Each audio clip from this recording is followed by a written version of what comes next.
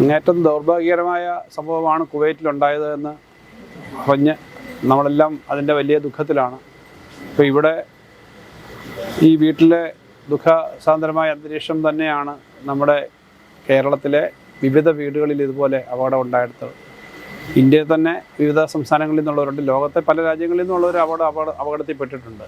ഇപ്പോൾ അറിയുന്നത് അവിടുന്ന് ഈ നടപടിക്രമങ്ങളൊക്കെ പാലിച്ചിട്ട് ഭൗതിക ശരീരം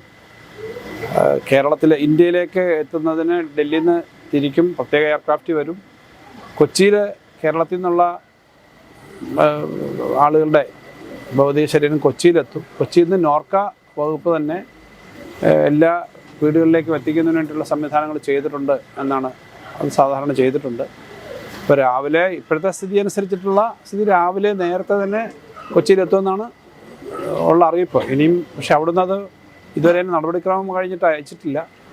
അപ്പം ഇങ്ങനൊരു കാര്യത്തിന് എല്ലാവരും, നാട്ടുകാരെല്ലാവരും, സർക്കാരിൻ്റെ പ്രതിനിധികളും എല്ലാം അവിടെ ഉണ്ട്. ഇന്ത്യ ഗവൺമെൻറ്റിൻ്റെ വിദേശ മന്ത്രാലയത്തിൻ്റെ ഉദ്യോഗസ്ഥന്മാരും മറ്റൊരു എംബസി എല്ലാം അക്കാര്യത്തിലുണ്ട്. കേരളത്തിലെ തന്നെ ഉദ്യോഗസ്ഥന്മാരെ, മന്ത്രി, ബഹുമാനപ്പെട്ട ആരോഗ്യമന്ത്രി അടക്കം അങ്ങോട്ട് പോയിട്ടുണ്ട്. മരണപ്പെട്ടവർ മാത്രമല്ല, ആശുപത്രി വളരെ ഗുരുതരമായി കിടക്കുന്ന ആളുകളുമുണ്ട്.